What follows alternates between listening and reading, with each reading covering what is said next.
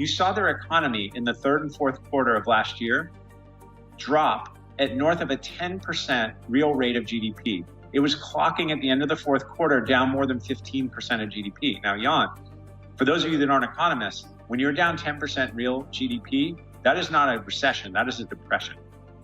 They're the most levered economy in the world, right? Their banks are 850% of their GDP in assets.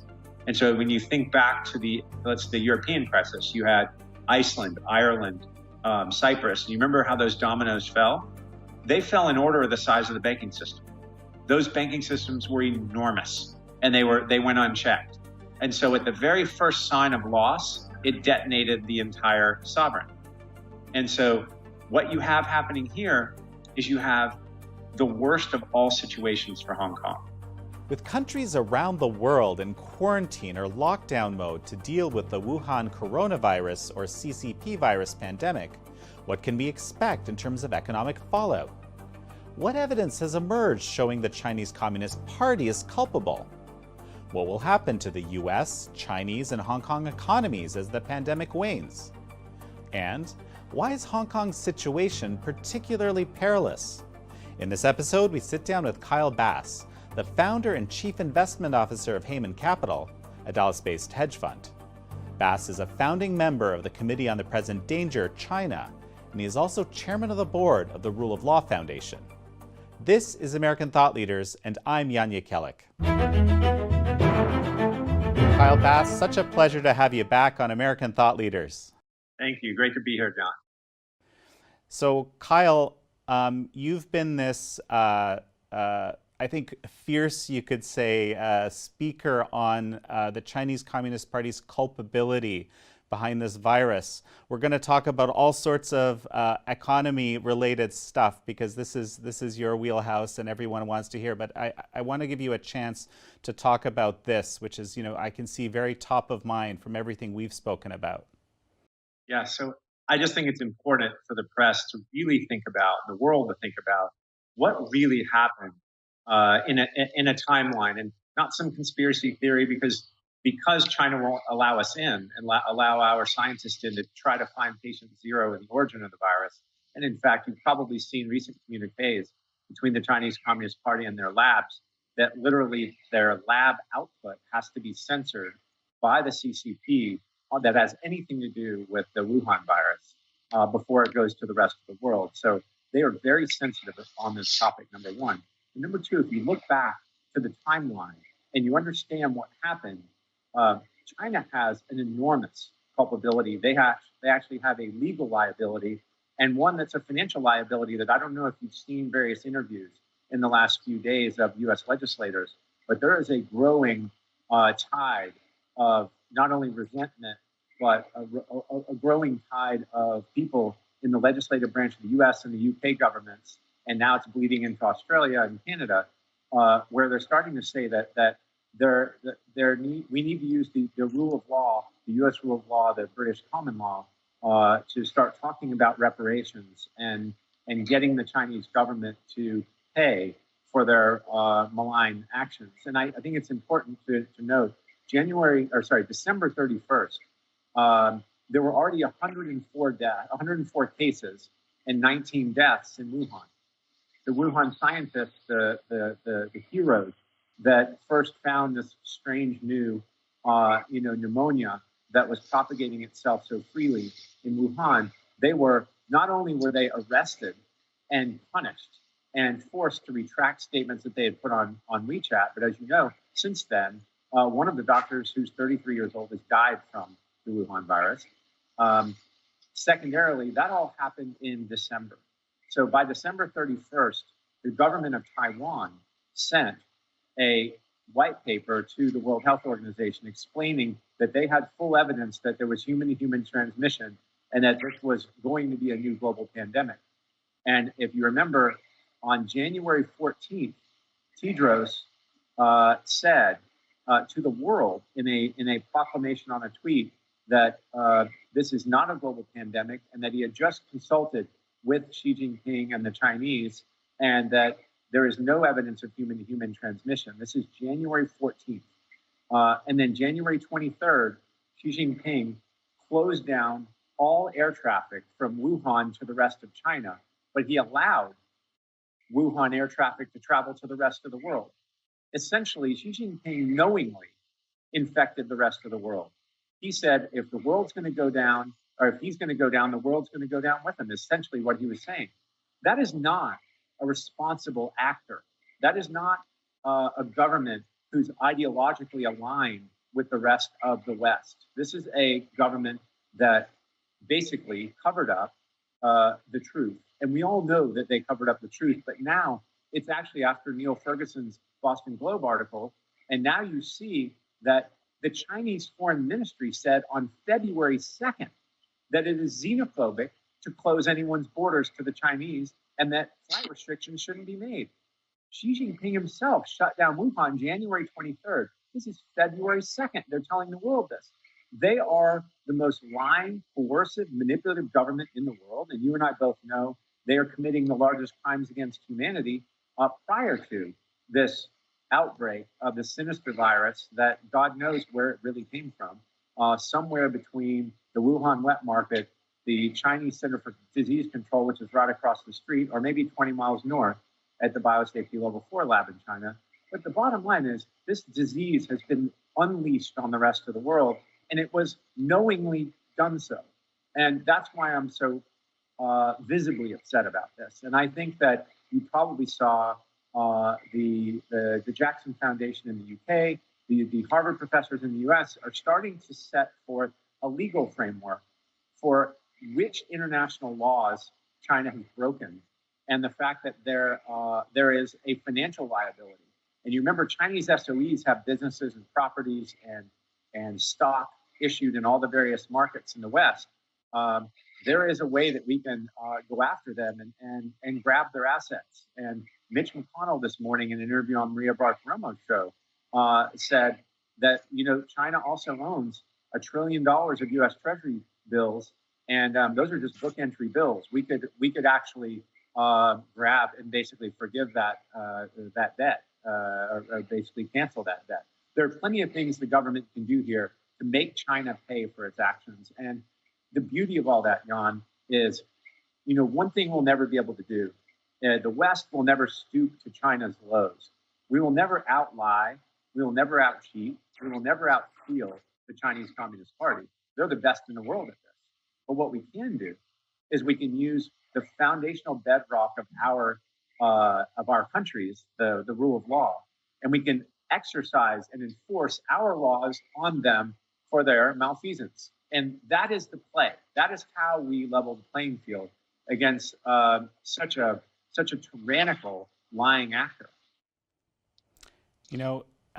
When you lay it out in this way, I'm kind of aware of all these facts, but I mean, the culpability is so obvious, right? It's almost like it takes an extra level of, crazy spin doctoring to try to say, no, China is the hero. The Chinese Communist Party took care of everything incredibly well. And now, world, you should probably thank us for that. I mean, I think Xi is overplaying his hand, because saying something like that and saying something like Zhao said about those, the U.S. military that brought it to Wuhan, that their counterclaims are so outrageous that it makes them look stupid, right? And I think you have this scenario today where there are really 4 wars we could be fighting with China, and we're fighting 3 of the 4. There is the information/narrative war that they are active every single day fighting with us and the rest of the West. There is the cyber war, which they've been fighting for the last 20 years, and they fight it every single day. They're on offense in the cyber war mostly. Then there's the economic war, and then there's the kinetic war. We're fighting 3 of 4 wars with China as we speak, and one could say that the new battlefield, let's say the battlefield of the 21st century, isn't going to be with planes and tanks and boats. It's going to be on the economic front, on the cyber front, on the narrative front. I mean, there are 70 plus official Chinese blue check accounts on Twitter, and they are either ambassadors or ministry official ministry spokespeople for China. Twitter is banned in China. Why do we let them on there? Why don't we put a red propaganda diagonal sticker across every single thing they say. It is absolutely insane that we allow official Chinese accounts on Twitter without labeling them as propaganda, just like the Global Times and Xinhua and Taichin and all of these different Chinese propaganda outlets that disguise themselves as media. Again, there's so many things that we need to do that are really easy to do. Right, and it seems like this whole coronavirus, if there is possibly a silver lining, to this whole crazy situation, the suffering inflicted upon the world, it's this realization, because again, you and I both know this realization has been a long time coming. These aren't new activities, as you've said. Yeah, the misery that China has brought the rest of the world with this virus has really been shining a disinfecting light on global supply chains' reliance on, think about this, we have Western democracies relying almost completely on a supply chain in a totalitarian communistic nation. It's actually insane when you lay it out like that, right? We could go back to our corporate boards and say, did you really do this? Because maybe you really weren't thinking about the different potential avenues for supply chain connectivity. But to your point, there is a silver lining because number one, it's forcing us to look at, you and I know Rosemary Gibson. Rosemary Gibson wrote the book in 2018 about the US's over-reliance on China for prescription drugs and even OTC, over-the-counter drugs, where they manufacture 90% of the active pharmaceutical ingredients for all of US antibiotics. I mean, it's actually crazy that we've let this happen. We've been really good with CFIUS from let's say a microchip perspective and from the perspective of strategic rivalry in very key technological areas, but we completely missed the drug national security problem. Well, the good news is, Jan, we're not going to miss it anymore. We got this. We are going to legislate drug production here in the United States so that no communistic sovereign actor can decide whether or not our military gets drugs to the hospital or not, or our population. Think about this. We get 100% of our blood pressure medicine from China. 100%. There are 700,000 people in the United States who take blood pressure medicine every single day. We have a 13-day supply. This is insane. This has to change. That's the silver lining, is these kinds of things will change. Talk about leverage on the side of the Chinese Communist Party with just this one thing, the blood pressure medicine. It's astounding. At the same time, tell me a little bit about what you're seeing with respect to basically the economic situation globally. I'm looking at a headline, right now, which is basically saying the IMF has come out with, and it's basically saying that this is going to be worse. The Great Lockdown, I don't know if that's the term now that we're using, but apparently is going to be worse than the global financial crisis. And so I would name it the sinister Wuhan virus lockdown, right? Okay. I mean, these supranational institutions have all been infiltrated by the Chinese government. And so they call it COVID-19. You're calling it the coronavirus. It's the Wuhan virus. That is exactly where it came from. It's how virus nomenclatures worked for hundreds of years. We should stay with that. And it's not racist to call it something that it is. And so I think from the perspective of the IMF and the economy, look, the U.S. alone has already lost 16 million jobs. I think that in a short week last week, we think there's been 4 to 5 million new filings last week. So we have 20 million jobs that have been lost to date. That's 16% unemployment in the U.S. alone. And so, as you know, the better part of 3 billion people are under quarantine and are home stays today. And the global economy is off. And so, when you turn a $23 trillion economy like the U.S. off for between 60 and 90 days, you're talking about a $6 trillion hole, right? We're going to have to run a 15 or 16% fiscal deficit this year at the very least. I actually think it's going to be bigger than that. Next year, it's going to be north of 10%, be 11 or 12. During the global financial crisis, we never got wider than a 10% of the GDP fiscal deficit. So the IMF is right in its numbers. The question is, can we bounce back quickly once we have a vaccine and treatment and are relaxing our social distancing? And I think it's going to be a little bit more difficult than the markets kind of imply at this moment in time. Well, yeah, so that's actually interesting. You know, I'm sure all your investors are running to you asking questions about this. You know, what is this going to look like? What does recovery? Is it V-shaped? Is it U-shaped? How fast are we going to actually be able to bounce back? Do you have any sense of this at this point? Yeah, you know, it's our view, it's my view, and our firm's view that it's going to be a W. It's not going to be a U, a V, or an L. I think that with people holed up in their apartments, their homes, and not able to, well, let's say, work from their place of business, and the restaurants are closed, and the whole service economy's off. When things start to become loosened and people get out and start to get back to work, there's going to be the animal spirits are going to be conjured, and in a positive way, not in the negative way that this began. But I think we're going to see a lot of enthusiasm, a lot of optimism, because look, as Americans, we get out of bed every day and we're very optimistic, and we have the best intellectual property in the world, the best educational institutions in the world, and so I think we're going to hit the ground running pretty hard. I'm fearful that knowing and I'm very dangerous because all I've read are a few white papers on the subject. I'm not a virologist by any stretch of the imagination, but it sure looks to me like, you know, we have 70 vaccines that are currently under let's say research and review. And at some point in time, I believe that the world, given its intense focus on this subject, is going to develop a vaccine for this hideous, you know, Wuhan virus.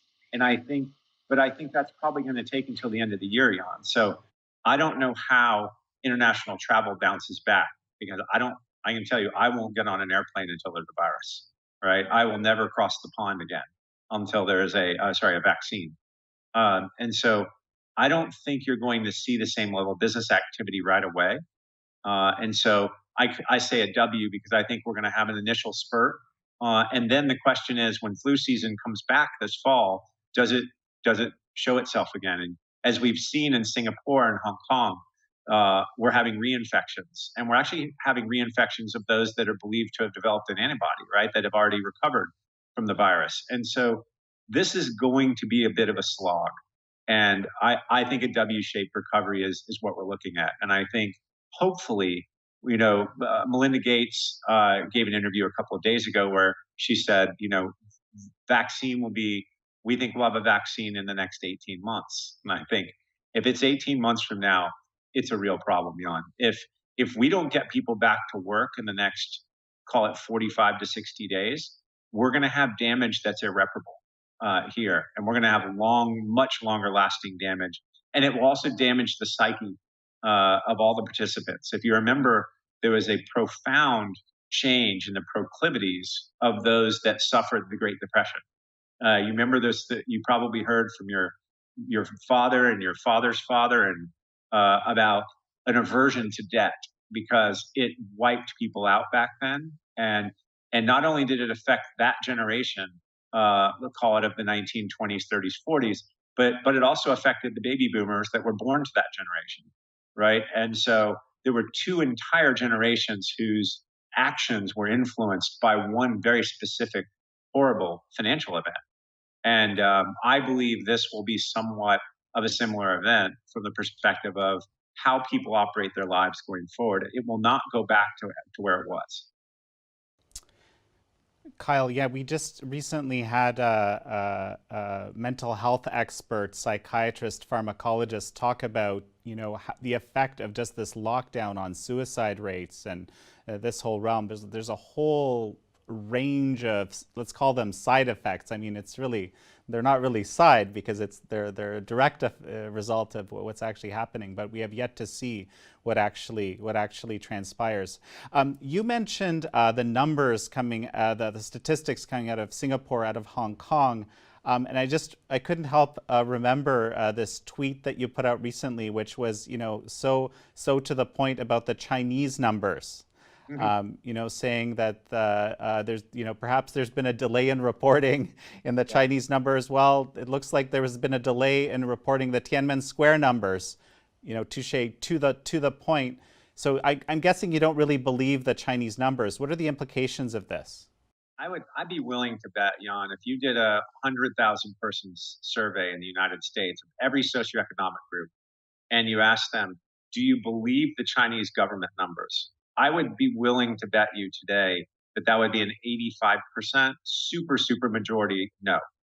You know, for a nation of 1.4 billion people, where the origin of this, miserable Wuhan virus, from the origin of the virus, and 1.4 billion people, not one of them passed away from the virus when it's on every continent, and we have millions of cases all over the world, and they say no official deaths today. And I thought back, well, they haven't ever officially reported any deaths from the Tiananmen Square incident, so maybe there's just a lag in reporting.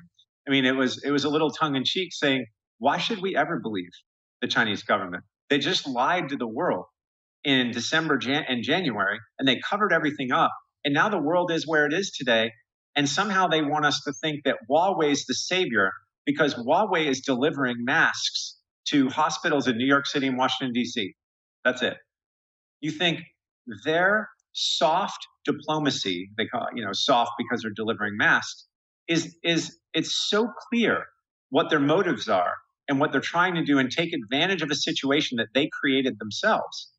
And it's just ugly. And I think that even Joe Sixpack in the United States, even the guy that grabs a six-pack of beer and goes to a NASCAR race, understands that the Chinese government is not trustworthy. They're not our friends, and one could deem them to be our mortal enemy. And at some point in time, I think Wall Street's view is going to have to change. And I think it's happening now. Yeah, so that's actually very interesting. I was thinking we were talking about the pharmaceutical industry effectively, sourcing just about everything from China.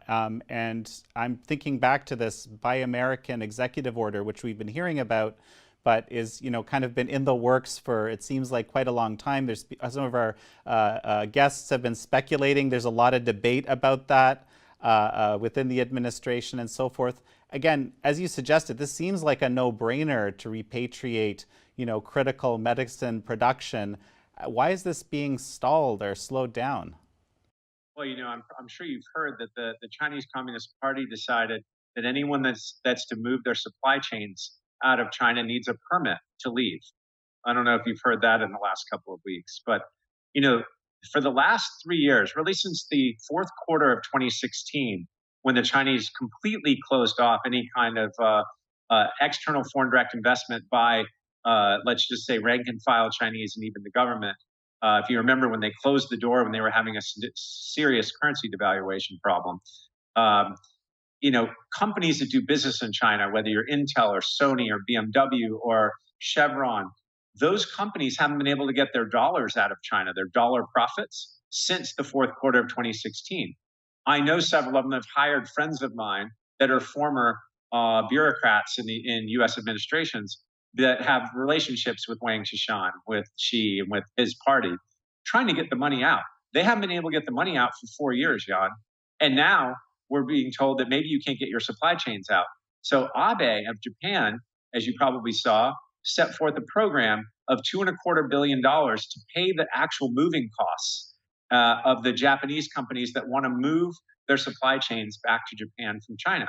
And you probably heard even Larry Kudlow said, we think that's a great idea and we should do that. I am all for setting aside and legislating a pool of capital to help our institutions leave China. And I think that's, again, a moral imperative. I think we should be out of there.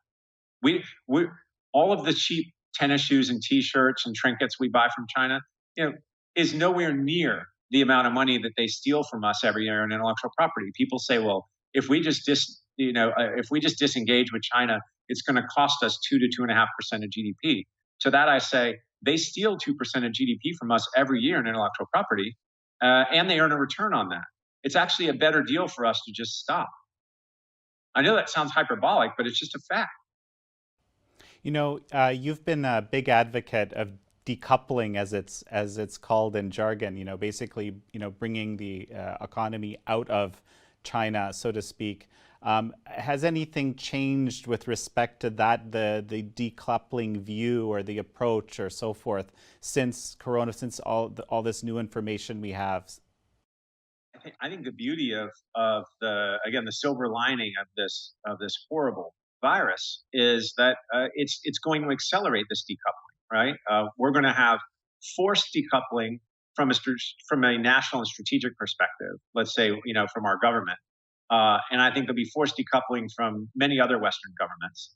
And then you're also going to see corporate boards rethink. They're going to be forced to rethink their whole supply chain immediately. So this is no longer we'll think about it next year, or maybe in our 3 or 5 year plan, we'll think about how to maybe open our next factory in Vietnam or Cambodia or Mexico or one of the other competitors to the Chinese factory floor. Now it's forcing everyone to do it right away. And that's a beautiful thing. So all this has done is speed up something that had to have been done in the past. People were just dragging their feet. Can you foresee a situation where the Chinese Communist Party just says, sorry, everything that's in here, we're keeping it? I mean, they've already done that in a few instances, right? The nationalizing of certain factories and so forth. Yeah, I mean, look, I know of a company that I'll leave unnamed, a very large public company that has $10 billion in cash on its balance sheet as per its annual filing. And $1.5 billion of that money is in China. They haven't been able to get it for 4 years. And I don't know how they're ever going to get it out, truthfully. And so this is what I worry about our pensions and all of the money that China has figured out how to coerce MSCI and the various index providers, the passive providers, to weight China so heavily. In the MSCI Asia index, if you include U.S. listed ADRs, they're now 48% of the index, right? They're supposedly 15% of global GDP, but less than 0.9% of global currency cross-border transactions settle in Chinese currency. I think there is a Potemkin village here. There is an economy that we give them the credit for because we dollarize it at the current dollar exchange rate. If they actually think about this, they're supposedly the second largest economy in the world, but they have a closed capital account. They're not a real country. They are ideologically 100% different than the developed West. And economically, they couldn't be more closed if you look at their capital account.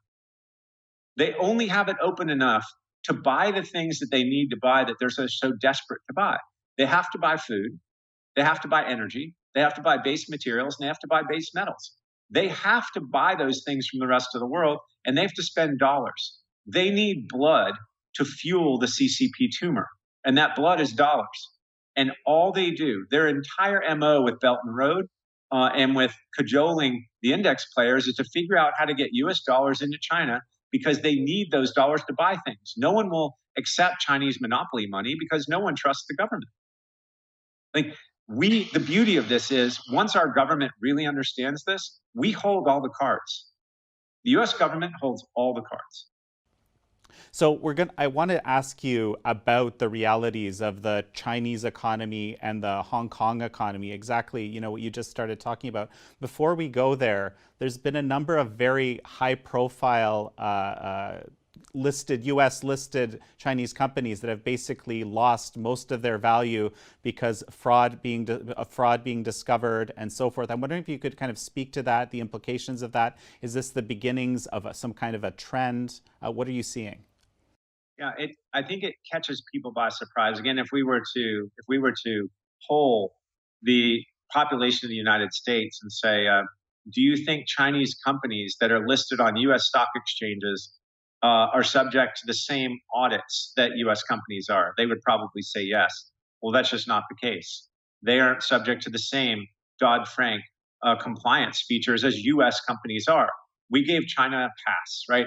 Our whole view, the whole Nixon Kissinger view of China was let's open up to this totalitarian, dictatorial regime, and let's give them a taste of Western capitalism. Let's bring wealth into their country in dollar terms, And what that should make them do, right, is open up and become more democratized, and also ideologically maybe become more of a, call it a global actor, a responsible global actor. And for anyone that's questioned whether that's worked out well or not, I think you see that they have gone the other way. Their whole plan, if you listen to Xi Jinping's speech in the 19th Party Congress, his entire plan was to build a socialist system. They call it socialism with Chinese characteristics, or Marxist-Leninist socialism. They want to build a socialist system to basically show the world that that system is better than Western capitalism. And he said that in the 19th Party Congress. He's not trying to converge with the West. He's trying to teach the West a lesson after basically their 100 years of being humiliated. Call it post the Opium Wars in Hong Kong and Great Britain, won those wars. So I think it's important to note that they don't have any intention of westernizing or converging. And I think that when you look at, this is not a race for power. This is a simple ideological difference between two completely different cultures and governmental styles. And so I actually think it's intractable. I think this relationship's impossible to solve. And so when we get into the financial aspects of this is where the Chinese propaganda machine has been so effective. A lot of people don't know that every single joint venture with a U.S. or European financial firm in China, the chief economist, the chief Asian economist of that JV has to be a member of the Chinese Communist Party. So when you think about the fact that Goldman Sachs Asia chief economist must be a member of the Chinese Communist Party, Barclays Bank Asia, you name it, or CITIC, or even the Chinese investment banks, right? So everything that gets written about the Chinese financial system is through the lenses of the perpetrator, right? Through the lenses of the propagandist that wants to convey a message to the rest of the world. We all just ipse dixit, we give them the benefit of the doubt. And we say, well, yeah, they have a $15 trillion economy, or sorry, $13 trillion economy. And, that's 15% of global GDP. They're the second largest economy in the world. And if you use purchasing power parity, many of the economists say, well, China's already wealthier than the United States. That is such complete crazy talk. But we just give them that benefit of the doubt of the US dollar exchange rate, which they manipulate on a nightly basis and a daily basis. They prop up their currency every single night in the foreign exchange markets. And their capital account is closed. Less than 1% of global transactions settle in their own currency. This is a house of cards. And if they were to open their capital account, how many wealthy Chinese people do you know that can't wait to buy more real estate in China and send their kids to school in China? They all want to send their kids to the West to learn from real schools, and they want to buy property that can't be taken away from them because we have a rule of law, right? So their capital account would collapse them if they opened it up. Their currency would drop 50, 60%, and then think about what their GDP would be. It wouldn't be 13 trillion, it would be 7 or 6, right?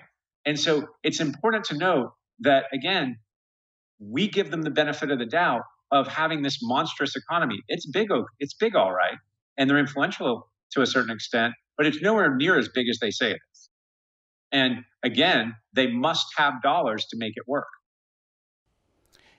To your point with these Chinese Communist Party members, being the top economists, for the Asian operations of all these banks and financial firms and so forth, I think this CCP virus crisis, disaster has basically shown how the party, the political perspective or the survival of the party is always above all other considerations, even human lives for that matter. I mean, never mind talking about honest reporting of financial numbers.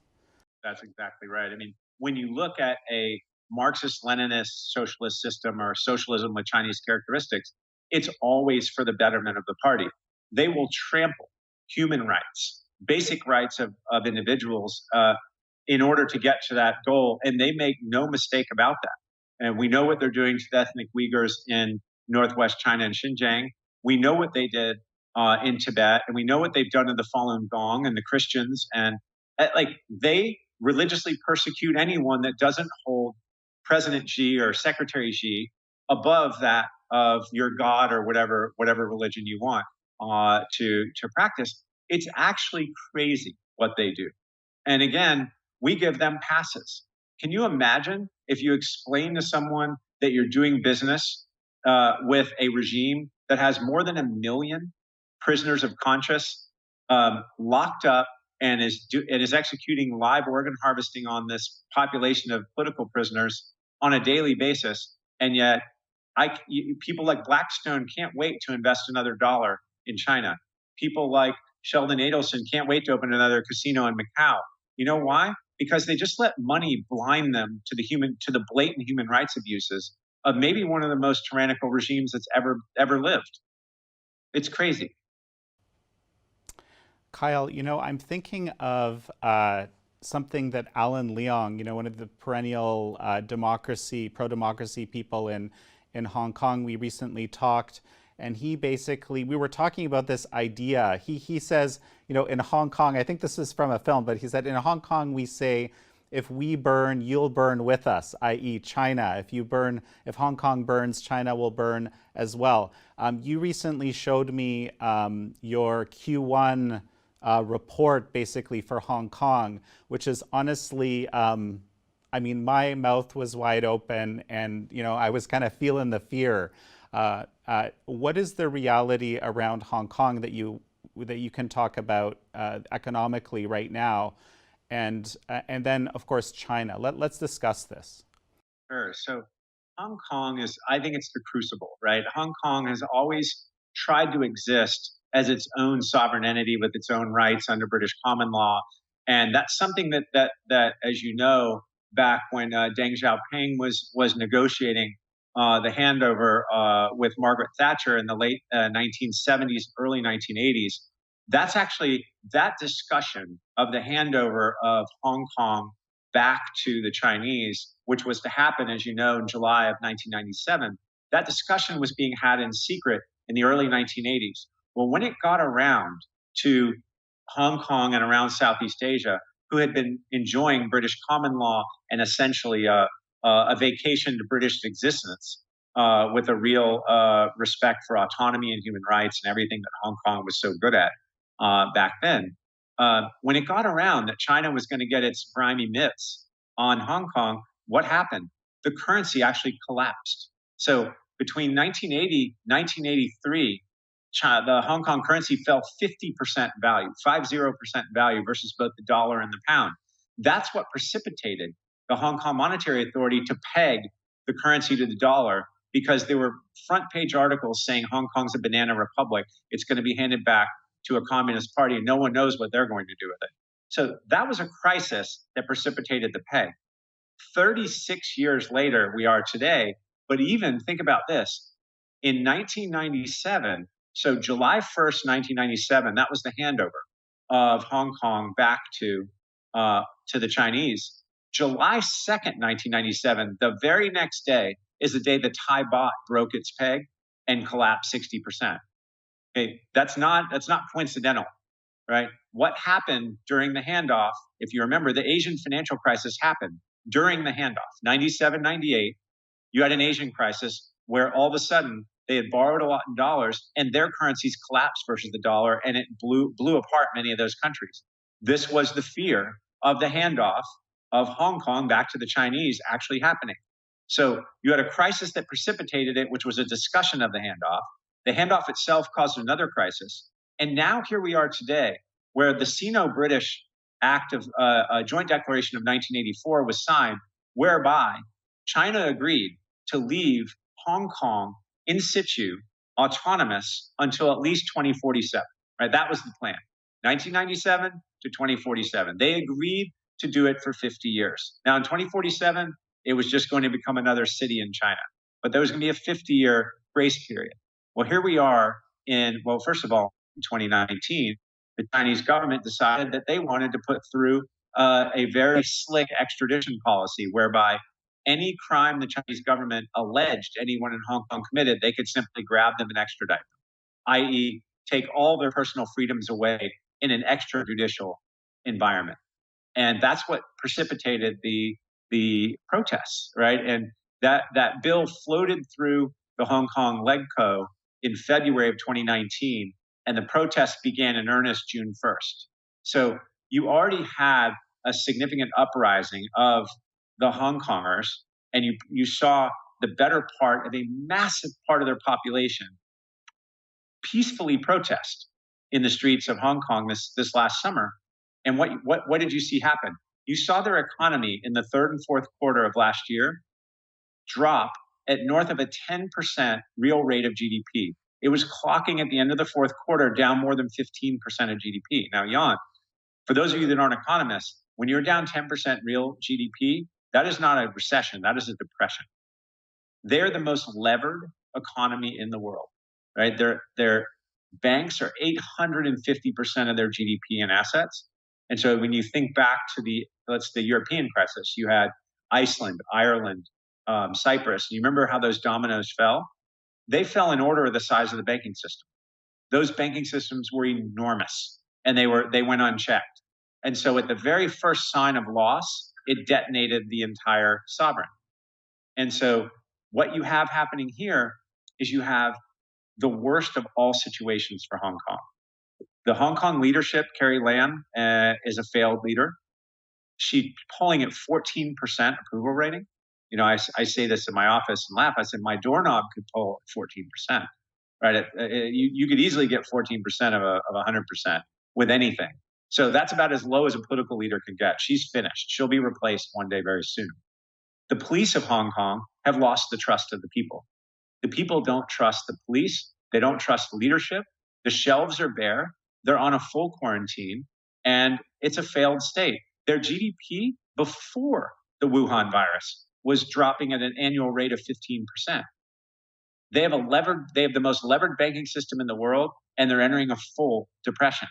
So what you're going to see is this concept, this crucible of one country, two systems, be a complete failure, because ideologically those two systems can't exist together, right? These are mutually exclusive of one another. Either you have the heavy hand and a rule by law, or you have a rule of law that's respected, and everyone's autonomy and personal freedoms are respected, and so is fee simple property ownership and rights.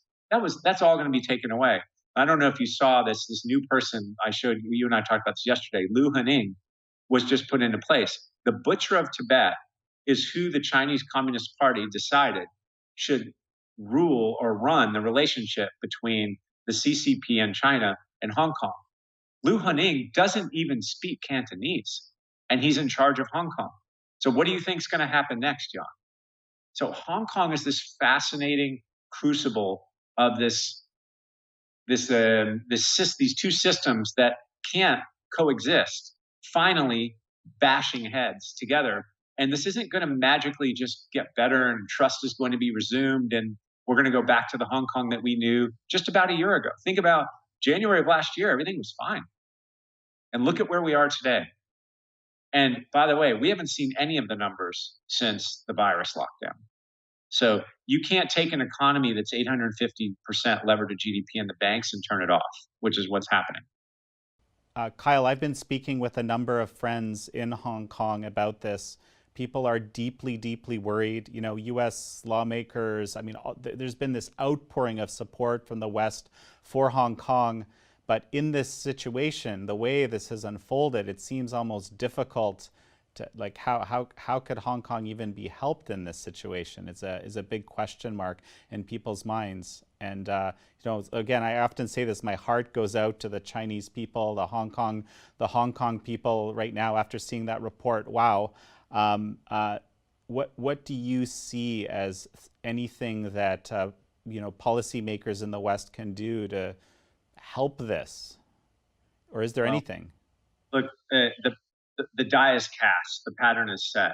They took on entirely too much leverage.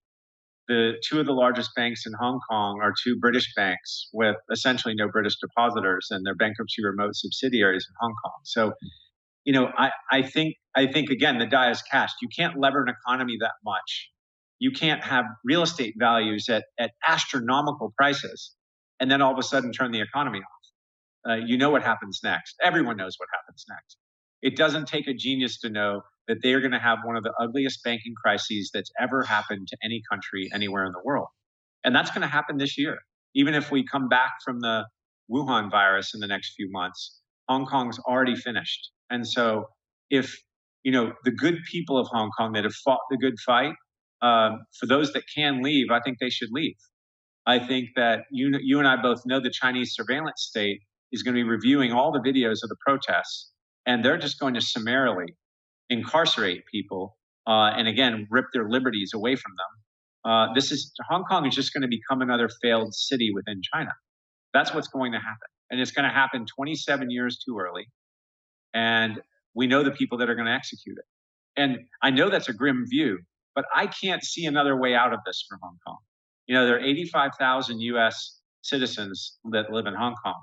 There are 200,000 British citizens that live in Hong Kong.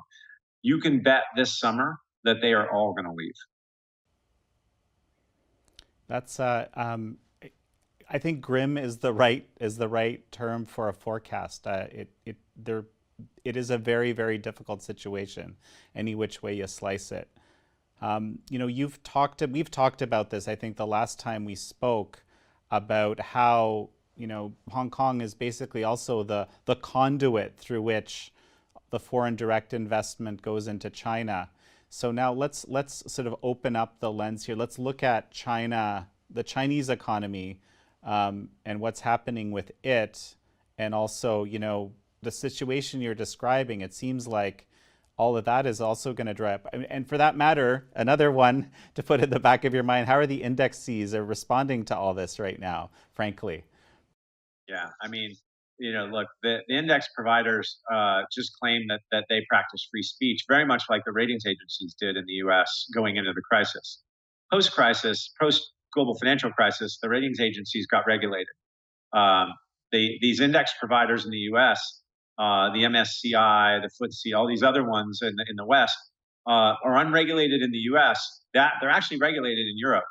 Maybe the U.S. should look to Europe for regulatory oversight, because they set the gold standard. They decide where hundreds of billions of dollars get invested, and they're basically acting as fiduciaries, but they're not taking fiduciary liabilities. So I think these index providers should be in real trouble going forward, and we'll see that when investors. I just believe this money will never come back. I believe that, to your point, much of it will get stuck in China, and the relationship between the U.S. and China is only going to worsen going forward. What is the reality for the Chinese economy as we speak? They're saying, it's business as usual. Everyone's gone back to work. Of course, we don't trust the numbers. We know that, but there's certainly been some recovery that has happened. Where do things stand in your mind? Look, China's two largest trading partners by far are the U.S. and Europe. The U.S. and Europe are off. We're closed. We're at home. Our economies, our unemployment rates are skyrocketing into mid-double digits. Our businesses are shut down. Who is China selling anything to right now is all I want to know. If their economy's fine and only down a couple of percentage points and nothing to see here, it's complete BS. It's literally, their banking system is 350% of their GDP. They're uber levered. The leverage in their banks against real estate in tier 1 and tier 2 cities in China is enormous. And they're going to have a crisis just like we are. The difference between crisis within China versus crisis out of China is, look, in China, they control everything, right? How many times have you heard, yeah, but Yan, they're China. They do what they want. Internally, they print more RMB than any economy prints money anywhere in the world. They control the printing press, they control the police, they control the narrative, and they control the government. So internally, they can fix things by printing a lot of their money. Now, again, that makes their money worth a lot less when and if it ever converts to dollars, euros, yen, or pounds. But I think it's important to note that they have an enormous amount of leverage. They have a huge fiscal deficit. Their fiscal deficit was almost 14% of GDP before the crisis. Okay, they were running a small current account deficit going into the crisis, and now the world's off. The IMF says global GDP. What did they say today? They would be down 3.5% instead of plus 2 or 3, right? Well, that's a major shift in global GDP, right? U.S. GDP. If we get back to work, if we reopen our economy in the next 30, 45 days, our GDP will end up dropping 10 or 11%. That's what I think. That's what our numbers show us. If we don't get back to work in the next 45, 60 days, our GDP is going to drop a lot more, and it's going to be a real problem. So just imagine our leverage is our banks are 1 times levered to our economy, and off balance sheet, if you include Fannie and Freddie, it's about 1.3 times. China's 3.5 times levered, and Hong Kong is 8.5 times levered. So just think about kind of the negative convexity of those two situations. They have got their hands full. They've got 25 spinning plates, and when one plate drops, they're all going to drop.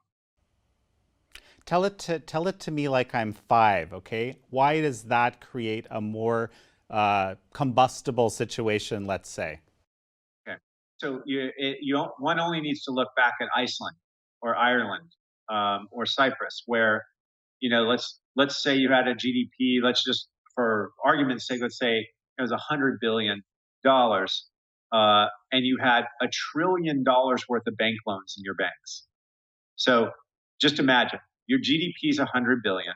Let's say you have foreign exchange reserves of $10 billion, and you have $1 trillion worth of loans in your banks where 5% of the loans go bad or 10% of the loans go bad. God forbid 10% of your loans go bad when you enter an economic depression.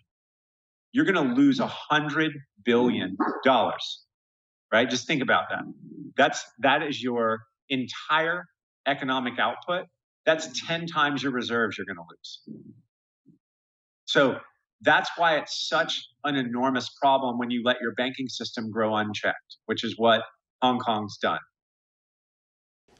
Kyle, do you expect to see any change in the investment activity of, I talked about the index funds, of course, we talked about that, and then and some of these larger entities like CalPERS that use the indices to guide their investment, given these realities that you're outlining? Yeah, I mean, you're opening an entire new can of worms here by bringing up CalPERS with me. I'm sure you know their chief investment officer is actually a member of the Chinese Communist Party. He was the deputy director of China's currency administrator. You don't get a top 5 job in China unless you are part of the party elite. He managed the entire currency reserves for the Chinese Communist Party when he worked at SAFE. And now he somehow, some way, has weaseled his way in to be the CIO of the largest pension fund in the United States, and he is shoveling dollars to China. Like, that in itself needs a full-scale investigation. He's already admitted to being part of the 1,000 Talents program, which I'm sure your viewers know what this is. There are about 70,000 members of the Chinese Communist Party that are instructed to infiltrate other economies and steal all intellectual property business methods, and any kind of secrets, and report back to the Communist Party. In fact, they have an award every year for the best theft, and they give $750,000 to $1 million, and you get a plaque. So this Ben Meng, that's the CIO of CalPERS, is part of the 1,000 Talents program and a member of the Chinese Communist Party. And that begs the question to me is, who is your fiduciary responsibility to? In theory, if you're a Communist Party member, there's no one higher than Xi Jinping, even whatever god you want to worship. And yet, if you're the CIO of a massive pension fund, you must have a fiduciary responsibility to the teachers of California. I'm not sure where his loyalties lie. Actually, I'm pretty sure as to where they lie. And therefore, that situation in itself is crazy. How that happens in our country, I'm not sure. And we need to change these things.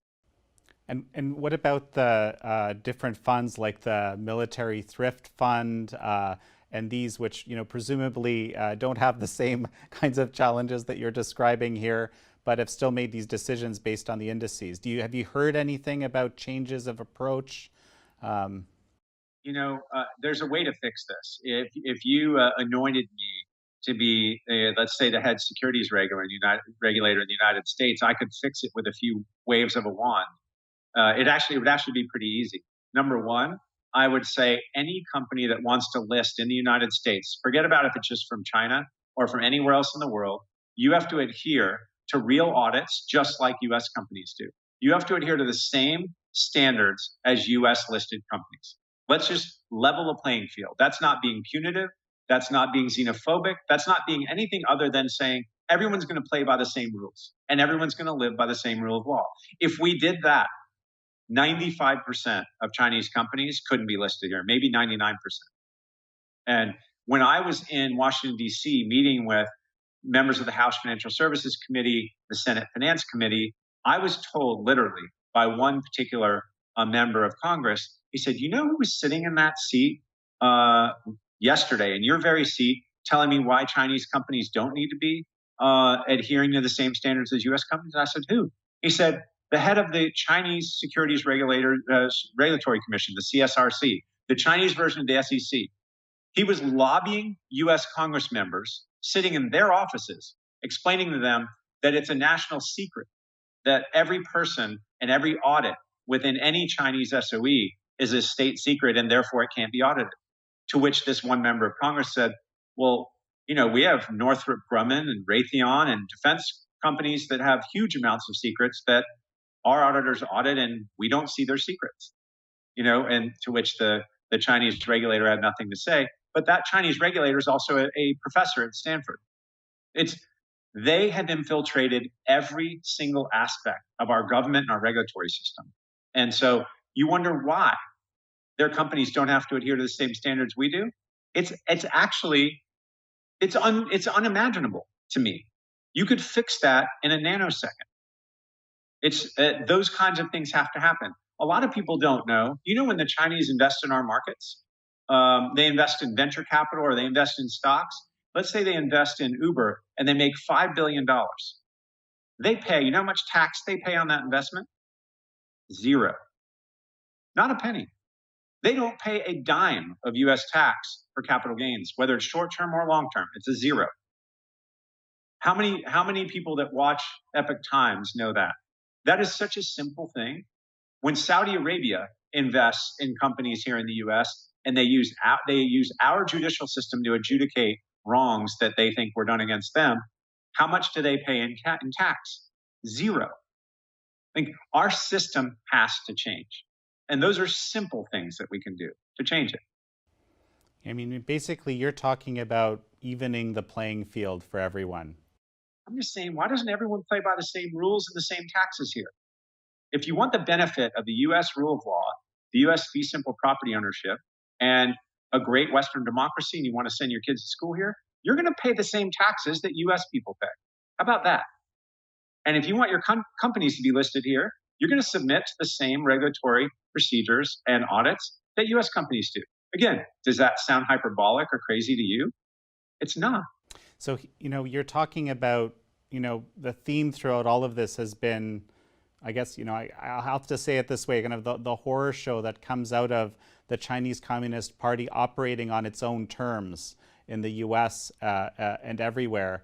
The situation that you're describing economically, seems to be a threat to the Communist Party. A number of folks that have been on the show have talked about this. I'm wondering about your thoughts, and we'll finish up with that, I think.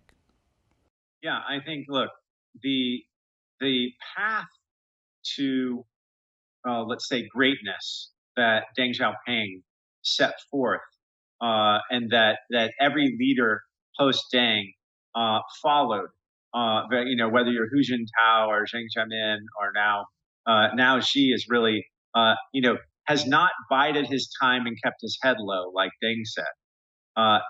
Xi's playing his hand out loud, and he's actually playing it in a not so smart way in these situations where the globe is in a state of dire stress and he's overplaying his hand.